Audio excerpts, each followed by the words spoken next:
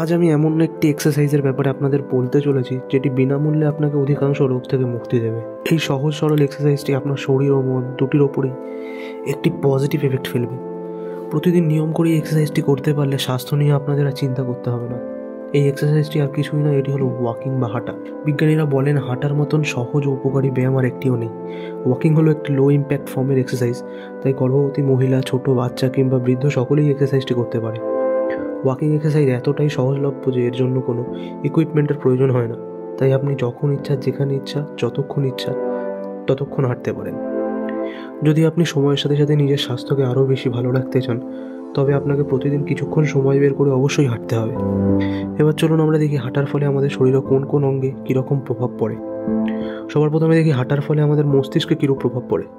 হাঁটার ফলে আমাদের মস্তিষ্কে আরও বেশি অক্সিজেন পৌঁছায়, যার ফলে মস্তিষ্ক দ্রুত গতিতে এবং ভালোভাবে কাজ করে। ভালোভাবে অক্সিজেন সঞ্চারের ফলে আমাদের মেন্টাল অ্যালার্টনেস বেড়ে যায় এবং মেমোরি পাওয়ারও বৃদ্ধি পায়, এবং আমাদের নতুন কোনো জিনিস শেখার ক্ষমতাও বেড়ে যায়। যে সমস্ত ব্যক্তিরা নিজেদের দৈনন্দিন জীবনে কোনো রকমের ফিজিক্যাল এক্সারসাইজ করেন না, এবং যে সমস্ত ব্যক্তিদের ডিউটিতে দীর্ঘক্ষণ একই জায়গায় বসে কাজ করতে হয়, তাদের ডিমেনশিয়া বা অ্যালজাইমার ডিজিজ হওয়ার ঝুঁকি অনেক বেশি। এই দুটি রোগে এই রোগীর মেমোরি পাওয়ার নষ্ট হয়ে যায়। হাঁটার ফলে আমাদের পিটুইটারি গ্রন্থি থেকে এন্ডরফিন নামক হরমোন রিলিজ হয়, ফলে আমাদের মুড ভালো থাকে এবং স্ট্রেসও কম হয়। হাঁটার ফলে অনিদ্রাজনিত রোগ থেকেও মুক্তি পাওয়া যায়। এবার দেখি হাঁটার ফলে আমাদের কার্ডিওভাস্কুলার সিস্টেমে কীরূপ প্রভাব পড়ে। প্রতিদিন হাঁটলে আমাদের কার্ডিওভাস্কুলার এফিসিয়েন্সি বেড়ে যায়, ফলে আমাদের প্রতিটি অঙ্গে রক্ত চলাচল বৃদ্ধি পায়, যার ফলে প্রতিটি অঙ্গে ভালোভাবে অক্সিজেন পৌঁছায়। এর ফলে আমরা বেশি এনার্জেটিক হয়ে উঠি। কার্ডিওভাস্কুলার এফিসিয়েন্সি বেড়ে যাওয়ার ফলে আমাদের ক্লান্তি ও লেজিনেস দূর হয়ে যায়। প্রতিদিন হাঁটার ফলে আমাদের দেহে অক্সিজেন সমৃদ্ধ রক্তের সঞ্চালন বেড়ে যায়, যা সরাসরি আমাদের ইমিউনিটিতে প্রভাব ফেলে, যার জন্য হাঁটলে আমাদের ইমিউনিটি বেড়ে যায়। প্রতিদিন হাঁটলে হৃদরোগে আক্রান্ত হওয়ার সম্ভাবনা 82% কমে যায় এবং ক্যান্সারের ঝুঁকি 65% কমে যায়। হাঁটার ফলে রক্তে কোলেস্টেরলের মাত্রাও নিয়ন্ত্রিত থাকে। এবার চলুন দেখি হাঁটলে আমাদের রেসপিরেটরি সিস্টেমের উপর কীরকম প্রভাব পড়ে। প্রতিদিন হাঁটলে আমাদের লাং ক্যাপাসিটি বাড়ে, যার ফলে আমরা বেশি পরিমাণ শ্বাসবায়ু নিজেদের ফুসফুসে টেনে নিতে পারি। বেশি শ্বাসবায়ু ফুসফুসে গেলে বেশি মাত্রায় অক্সিজেনও আমাদের শরীরে প্রবেশ করে। এই অক্সিজেন আমাদের শরীরে থাকা টক্সিনগুলোকে নিউট্রালাইজ করে, যার ফলে শরীর ডিটক্স হয়ে যায়। এছাড়া প্রতিদিন হাঁটলে বিভিন্ন ধরনের শ্বাস প্রশ্বাসজনিত রোগ, যেমন rhinitis, bronchitis, laryngitis, emphysema, pneumonia, tuberculosis এইসব রোগের ঝুঁকি থাকে না। হাঁটার ফলে আমাদের পেশি শক্ত হয় এবং হাড়ের জয়েন্ট মজবুত হয়। এছাড়াও হাঁটার ফলে আমাদের বোন ডেন্সিটিও বেড়ে যায়। এবার দেখা যাক ওয়াকিং আমাদের ডাইজেস্টিভ সিস্টেমে কীভাবে প্রভাবিত করে। হাঁটলে আমাদের ইন্টেস্টাইনের প্যারাস্টালটিক মুভমেন্ট বেড়ে যায়। এর ফলে আমাদের দ্বারা গ্রহণ করা খাদ্য ইন্টেস্টাইনের মধ্য দিয়ে খুব সহজেই এগিয়ে চলে, যার ফলে কোষ্ঠকাঠিন্যের সমস্যা দূর হয়। হাঁটলে সবথেকে বেশি প্রভাব পড়ে আমাদের পাচনতন্ত্রে, তাই দুপুরে ও রাতে খাবার পর প্রতিদিন কমপক্ষে 10 মিনিট যদি হাঁটা যায়, তবে খাবার খুব দ্রুত এবং ভালোভাবে হজম হয়।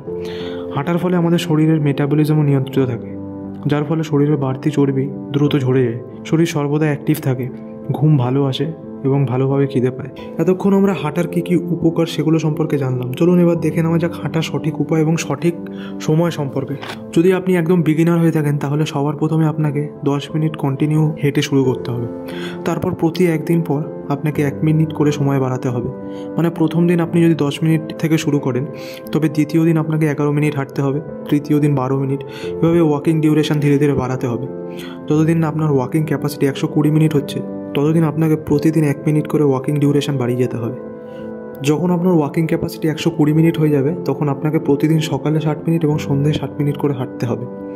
ইন্টারন্যাশনাল স্ট্যান্ডার্ড অনুযায়ী বলা হয় একজন ব্যক্তিকে রোগমুক্ত ও সুস্থ থাকার জন্য প্রতিদিন 10,000 স্টেপ হাঁটতে হয়। এবার একজন অ্যাভারেজ মানুষ প্রতি মিনিটে 85 স্টেপ হাঁটতে পারে। সুতরাং আপনি যদি রোজ 2 ঘন্টা ওয়াক করেন, তবে আপনি 10,200 স্টেপ হাঁটবেন। ডাক্তারেরা সবসময় বলে থাকেন খালি পায়ে হাঁটতে। যদি সম্ভব হয় তাহলে আপনাদের উচিত খালি পায়েই হাঁটা এবং খালি পায়ে ঘাসের ওপর হাঁটা। খালি পায়ে হাঁটলে আমাদের পায়ে থাকা নার্ভগুলি ও অ্যাকুপ্রেশার পয়েন্টগুলি অ্যাক্টিভ হয়ে যায়, যার ফলে আরও অনেক বাড়তি হেলথ বেনিফিটও পাওয়া যায়। হাঁটার সময় কয়েকটি জিনিসের খেয়াল রাখতে হবে। এক হলো, যখনই হাঁটতে বেরোবেন তখন সাথে একটা জলের বোতল রাখবেন, যাতে আপনার শরীর ডিহাইড্রেট না হয়ে পড়ে। আর 2 হলো, হাঁটার সময় চেষ্টা করবেন নাক দিয়ে নিঃশ্বাস নিয়ে মুখ দিয়ে নিঃশ্বাস ছাড়ার। হাঁটার জন্য সবথেকে উপযুক্ত সময় হলো ভোরবেলা, ভোরবেলা না হলে সন্ধেবেলা। যদি আপনার কাছে সময় থাকে তাহলে আপনি সকাল সন্ধ্যে দুটো সময় হাঁটতে পারেন। আপনি দৈনন্দিন জীবনে যদি খুব ব্যস্ত হয়ে থাকেন তাহলে আপনাকে দুপুর এবং রাতের খাবার পর নিজের জন্য 10 মিনিট সময় বের করে অবশ্যই হাঁটতে হবে। আশা করছি এতগুলো উপকারিতা শোনার পর আপনারা আজ থেকে হাঁটা শুরু করবেন। আজকের ভিডিও এই পর্যন্তই, দেখা হবে পরের ভিডিওতে। ধন্যবাদ সকলকে।